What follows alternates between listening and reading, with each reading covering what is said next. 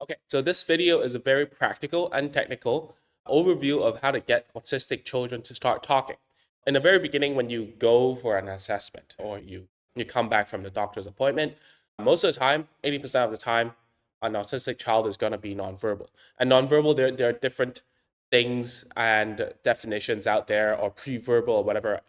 Don't need to care about what the diagnosis label is. What we need to discern to know is whether it's a speech case or a language case. So I'm going to talk about what it is real quick, but every time when we're teaching a child, we need to know where the bottleneck is, right? Why is he not communicating, right? Is it because of a speech issue or a language issue? So real quick, speech just means anyone who has a difficulty with creating speech sounds. The language may well be intact, and this is very apparent in adult cases, which is easier to explain. So for instance, if someone had a stroke, they cannot move their muscles, their oral muscles well enough to say something, but they know that what the message is, the language, then practically they're a speech case because they're unable to create a speech sounds. Whereas a language case would be that a good segue would be like, for instance, I can make all the sounds, but I don't understand the underlying meaning. And I always draw, and this is frowned upon because language development versus like a first and second language will be different for a lot of therapists and theorists and professors out there. But let's say that I go to Japan. I know all the alphabetical, or they call it hiragana, right? I'm able to read all the hiragana, but I have no understanding of what the word means. So this could be true for children who are on the spectrum. They're hyperlexic, right? They can read English words. They can read Arabic. They can read Japanese. They can read Indonesian, Bahasa, like Melayu, whichever you like. But they don't understand the meaning, the message, right? So then that would be a language case, okay? And you see this a lot when children start singing, right? And they can recite ABCs and talk about numbers and whatnot. But then they lack understanding of the communication functions, meaning, the message involved, why they're talking about it, so on and so forth. Okay? So you have to know which one, speech and language. Most of the time, it's both, but which one is causing more of a deficit for children. Okay? Once you know, then you can go down the rabbit hole of creating a treatment plan. Okay? So a lot of the times, before we get to a place where we can make the decision, the very first skill that we need to acquire is verbal imitation. Because without that, it'll be very hard to know. So, for instance, there's a mother who is Indonesian, but she moved to the USA. She is currently working with us. And I think around half a year ago, right? I think, yes. When it came on, I told her the exact thing. We don't know at this point whether your child is a speech case or a language case because the therapy that she was getting in America was very play based. So never got the child to sit down and do a bunch of imitation because if you don't have verbal imitation, you're very limited about what type of assessment tasks you can do for speech. For instance, if we want to get a child's speech sound repertoire, just meaning what sounds they have, the best way is to get a child to go through a word list and tell them to go say, so what's this, what's this, what's this? And once we get the words, we can transcribe them into actual speech, those phonetic symbols that you see in the dictionary, and we will know what their repertoire is. What is their phonetic inventory, so to speak? That's the word for it. Before that, the very first skill is always verbal imitation. And for that mother, we got to that place at around 2 weeks ago, and we hopped on the call. She was like, "Oh, now we know it's actually more of a speech case because when he says da, he goes ba, right? When he tries to say vowels, he cannot control his mouth that well. So then we start thinking, what could it be, right? Or is that he's out of practice because he never ever said a thing before? So at least then we know it's a speech problem. But then is it a disorder? Is it a delay? We don't know yet. And I don't want to go into what a disorder or delay just yet because it doesn't really help with the whole treatment process. So we need to get verbal imitation in place first. And to get verbal imitation in place, you need to get your child to sit down with you, right? Because those are learning to learn skills. And this is something that I will probably get a lot of like people talking back to me and saying, hey, nowadays speech therapy is all about being naturalistic. We don't want to like push our ideas onto children and whatnot. The problem is that if we don't have learning to learn skills, we don't have a time where we sit with our children to teach something very specific, then it'll be super hard for us to get the imitations down to a T. The reason why I'm so big on verbal imitation is because that's exactly how we learn language, by copying, right? If we don't say it back, well, we won't be able to converse, to use language. And this came out from a friend who has a child in a bilingual environment. And he was asking me, friend to friend, is, oh, do you think I should get my child to speak Cantonese because we're from Hong Kong, right? Because I feel like if I speak Cantonese to my child, he'll probably pick it up, right? I'm like, no, if you don't use it, right? If someone doesn't repeat after you, they might understand the language, but they won't necessarily get tone right, the grammar, the accent right, and you will not sound like a person who knows and understands Cantonese, my friend. So then, once he understood that, he knew the value of what verbal imitation is. Okay, to get the verbal imitation, there are loads. There's just a few steps, to be honest. We get your child to sit down. If your child is snatching or hand leading, we need to turn that into an opportunity for learning, right? So that when they're snatching, we turn it around and do an open palm instead, so that they're waiting for you to receive instead of trying to get, right? If they're waiting to receive, you have a block in time to teach something because they're waiting, right? If they're not waiting, then the stuff that you do will be very difficult because you're always trying to like tell your child, okay, wait, give me a second, like trying to do some like kung fu with your child. I've seen it many times, like a standoff at the kitchen counter, right? What do you want? Say cookie first, say whatever first. And I've done many videos about it. So this whole process, and I'll give it to you for free, but it's gonna take sitting of around 2 hours to learn this over the internet, and then you will have to do it yourself. So go to agentsofspeech.com/course. We have a free course that goes through exactly how to go to verbal imitation. The name is called Zero to Words. Just go there and check it out. So once you get the verbal imitation, then you can discern whether if it's speech or language. I'll talk about the easy one first. Language cases are always going to be pretty straightforward because if they have one word, okay, then make two words. Okay, if they have two words, then make three. But the biggest problem I see, and this is where a lot of parents are stuck, is people in general, trainers, therapists, teachers, parents, they like to add I want in front. But because children who are on the spectrum, they are rigid, right? They look for rules. That's why they like letters. That's why they like spelling out words because there's rule based involved, right? So then what happens here is that we need to take a good look about what we're doing when we're adding I want. I want this phrase adds absolutely no meaning to a word or a phrase, right? If I say cookie, right? If I say cookie in Japan and Indonesia and Russia and UAE, it means that I want a cookie. Doesn't matter if I add I want in front, right? Or give me in front.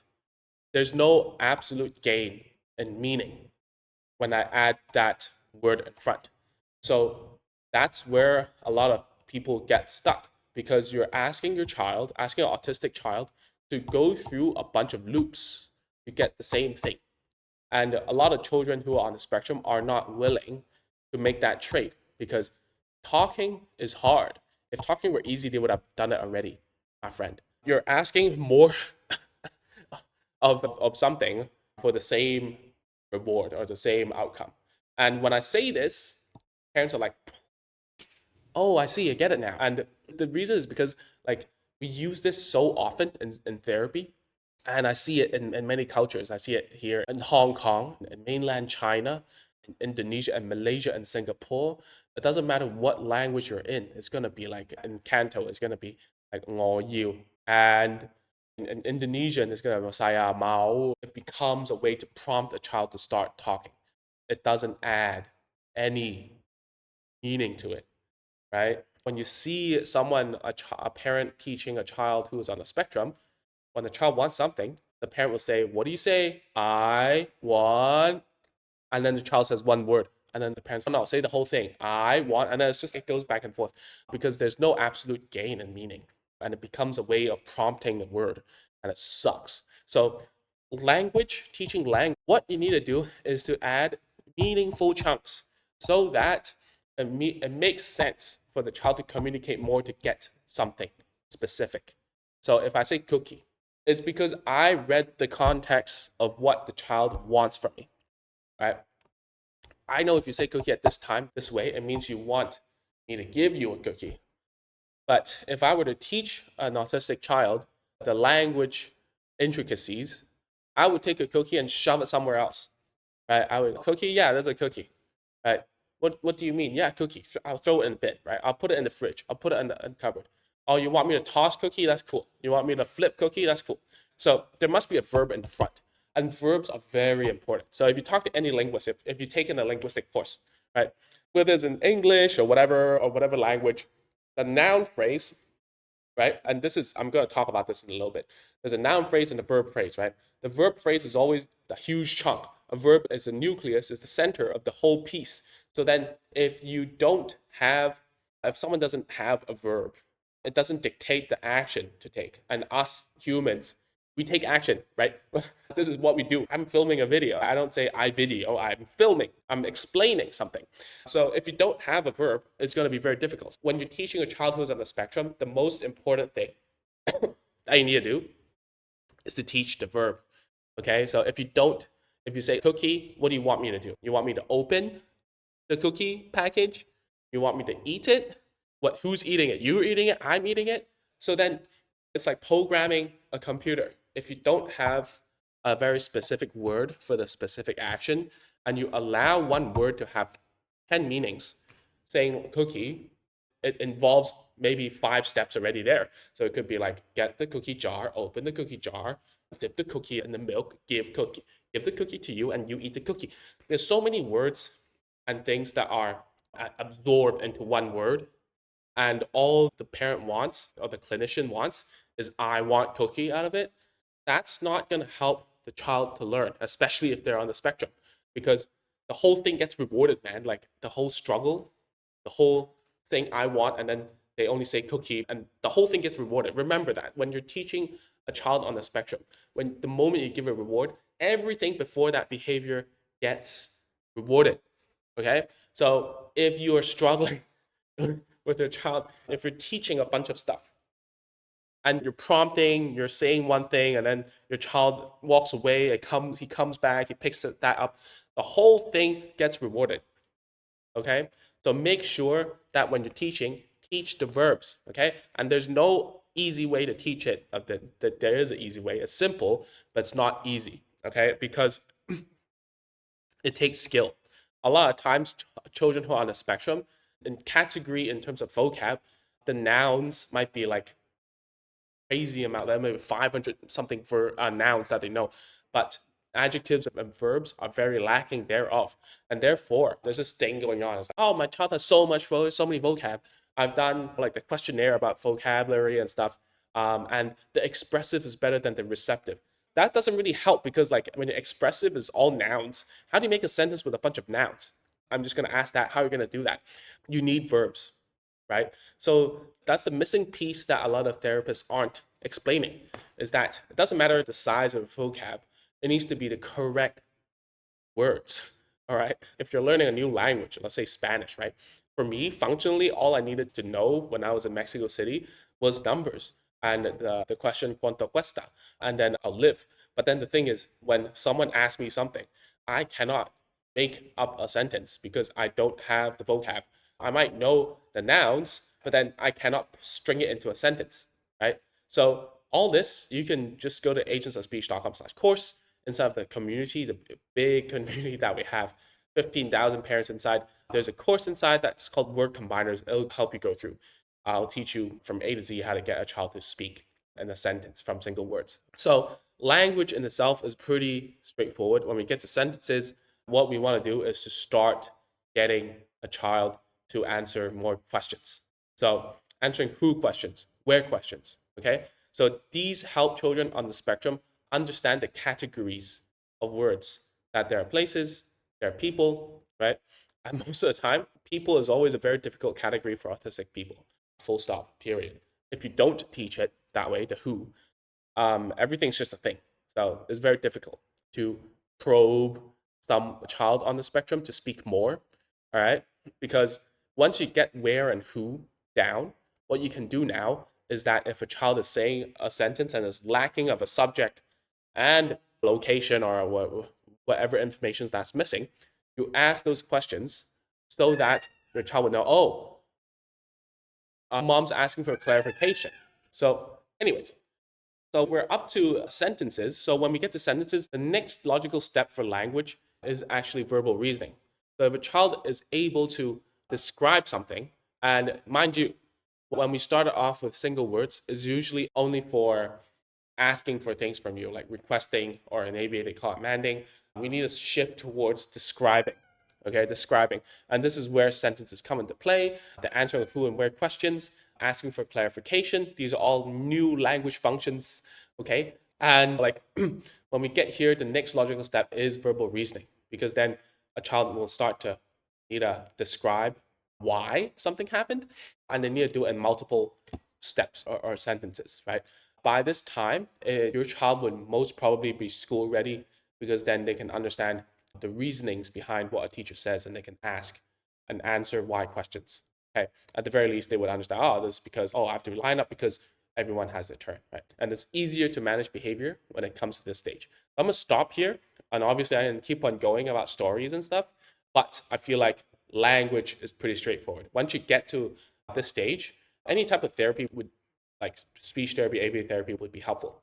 Okay, it's going to be easy. The hardest thing for autistic children is the hardest stuck points are verbal imitation, getting them to repeat after us, and describing in sentences. These are just like the two things that are like blockages. Okay, so circling back to speech.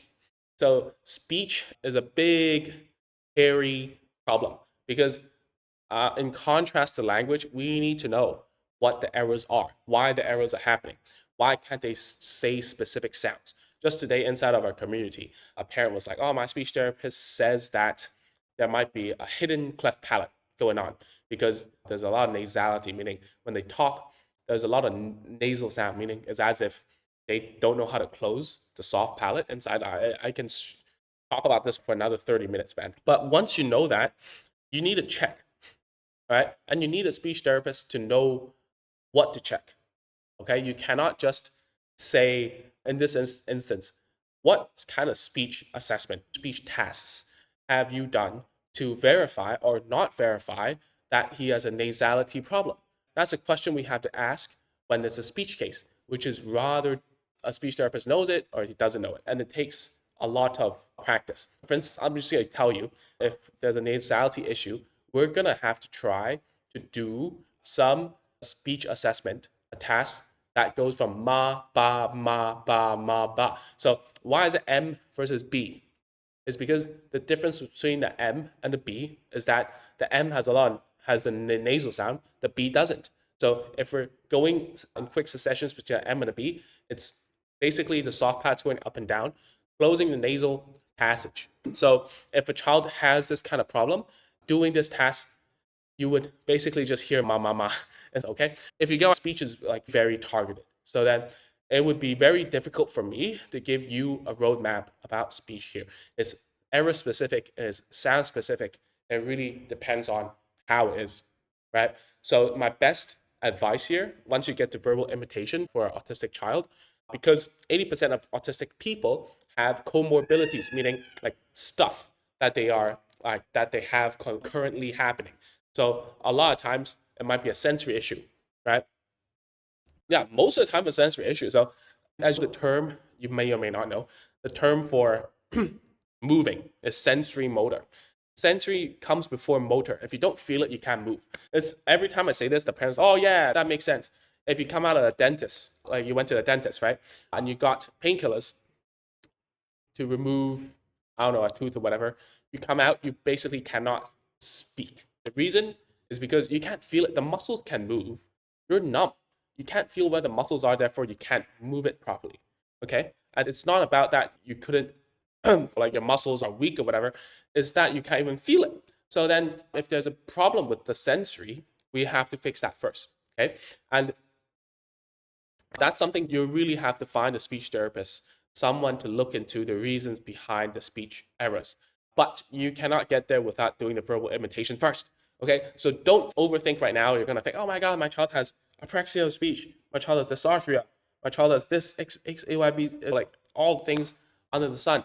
There might be a chance. I'm not gonna say, I'm not gonna shoot you down and say, that's only 0.1% of the population. I'm not gonna shoot you down and say, nah, that's not. I wish I was right most of the time if I shot someone down, but I'm not gonna risk my professional, I'm not gonna say something without seeing your child first. At the end of the day, you have to understand, get your child to verbal imitation, right? For autistic children, very important. It doesn't matter what people are saying about, oh, we have to keep it like follow your child's lead, like doing XYZ, like play or use AC or PECS, picture exchange communication systems has the word for it. But at the end of the day, it's giving a framework for your child to learn verbal imitation. It's like there are many steps, many ways to get to the same point. And to say that, oh, because your child needs a more like language development, you use AC, right? If your child has a speech impediment, like a speech disorder, a speech case, then of course you're going to use AC too. One thing doesn't, if it's like you cannot keep on using the same thing over, like the same tool to achieve different results. At least that's what I think. Okay. And I'm going to say this is my personal view, not speech therapy advice here. There's a lot of literature out there that's saying, oh, AACs, iPads, communication devices, picture exchange, communication systems, it helps with language development and whatever. I'm not going to discount that. I like using them too for specific cases, but I don't think it's a blanket solution. That's what I'm saying. Because why I'm saying this is because some colleagues of mine will see this and say, oh my God, I can't believe you're saying it, like AACs don't work or whatever. That's crazy. The first thing is, how do you even do a speech assessment without speech verbal imitation? Everything is just going to be either you just hear a sound and you start marking it down, or you play and you try to elicit something out of the child, you try to record that. But it's going to take forever. And it's not going to be all the sounds that the child is able to do. So a very good example is I didn't even know I could do a the first go until my dad did it in front of me and I could imitate it, right? If he didn't do it and tell me to try, I wouldn't have known at all that I could do a trill. That this is called a trill, an R trill, like that. And so like, I wouldn't have known I could do it. And the other is true as well. There's trill for lip trill. There's a tongue trill like I did. And there's a trill for the back, that soft palate. I can't even do it. My wife can do it. She did it. I tried to imitate it. I couldn't. And then I knew I couldn't do it. But then you cannot know whether you can or cannot do something without imitation, right? So I hope this long video of me banging over and over again to tell you to get to verbal imitation first. That's the only goal that you should care about for now if your child is nonverbal, especially if he is on the spectrum or she's on the spectrum, right? So once you get to verbal imitation, the road is a lot more clear. Because if you don't have imitation, you have nothing, my friend. There's not much you can do. Because if you don't have verbal imitation, or at least you know that your child is trying, and nothing comes out, then you can do more action imitation and teach sign language or use C in this point. But you need to shoot for verbal imitation, my friend. Okay? I hope I've said this enough times already. And if this resonates with you, just let me know. If that doesn't, also let me know. Okay? All the things that you need to learn to get the verbal imitation and beyond is inside of our free courses. Just go to agentsofspeech.com/course. I've been talking too long. So that's all for now. Please let me know if you have other questions inside of the community. And that's all for now. If you want to, watch the video next year. Thanks.